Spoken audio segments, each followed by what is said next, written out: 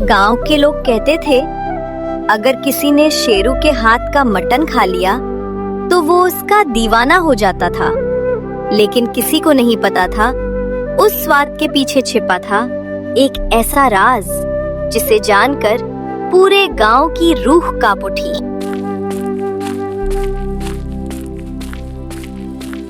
उस दुकान के पीछे मत जाना बेटा, वहां इंसानियत नहीं सिर्फ लालच रहता है। रामपुर गांव में सुबह होते ही बाजार में भीड़ लग जाती थी। सबसे ज्यादा भीड़ रहती थी शेरू की दुकान पर। शेरू भाई, आज जल्दी देना, घर में मेहमान आए हैं। तुम्हारे जैसा स्वाद कहीं नहीं मिलता। शेरू बाहर से हंसता था, लेकिन अंदर से उसे सिर्फ पैसे की भूख थी। शेरू हमेशा ऐसा नहीं था। बचपन में वो गरीब था। लोग उसे ताने मारते थे। गरीब का बेटा कभी बड़ा आदमी नहीं बन सकता। तभी शेरू ने ठान लिया कि वो किसी भी कीमत पर अमीर बना। शुरुआत में शेरू ईमानदारी से काम करता था, लेकिन जैसे जैसे पैसे आने लगे उसका लालच बढ़ने लगा।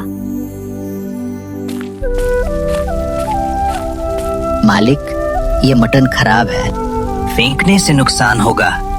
मसाला डाल, कोई नहीं समझेगा। धीरे धीरे शेरू रोज यही करने लगा। गुड्डू गांव का मेहनती लड़का था। उसके पिता नहीं थे। वो अपनी माँ और छोटी बहन रानी का ख्याल रखता था। भैया, मुझे भी कभी अच्छा खाना खिलाना।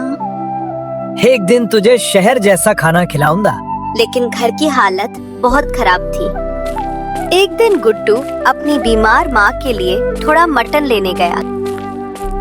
शेरू भाई, थोड़ा कम पैसे में दे दो। अगर पैसे नहीं हैं, तो सपना मत देखा कर। दुकान पर खड़े लोग हंसने लगे।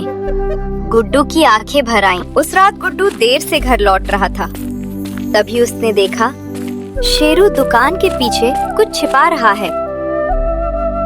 इतनी रात को ये क्या कर रहा है? गुड्डू धीरे धीरे पीछे गया। वहाँ सड़े हुए मटन के ढेर पड़े थे। हे भगवान, ये लोगों को यही खिलाता है। कालू कई दिनों से डर में जी रहा था। उसे पता था कि शेरू गलत कर रहा है। मालिक, अगर गांव वालों को पता चल गया तो? पैसा सबका मुंह बंद कर देता है। लेकिन कालू अंदर ही अंदर टूट रहा था।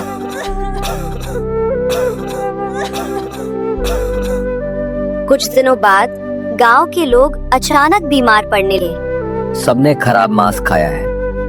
पूरा गांव डर गया। लोगों को अब शेरू पर शक होने लगा। गुड्डू ने हिम्मत करके गांव वालों को सब सच बताने का फैसला किया। अगर आज नहीं बोले तो और लोग बीमार। गुड्डू गांव वालों को दुकान के पीछे ले जाता है। ये कैसी बदबू है? सड़े हुए मटन को देखकर सब हैरान रह गए।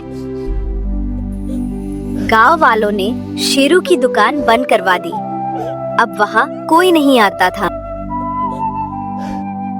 मैंने पैसे कमाए, लेकिन सब कुछ खो दिया। जिस दुकान पर कभी भीड़ रहती थी, आज वहाँ सन्नाटा था। ईमानदारी देर से जीतती है, लेकिन जीतती जरूर है। और लालच इंसान को अंदर से खत्म कर देता है। बेटा, खाने का स्वाद मसालों से नहीं, नीयत से आता है।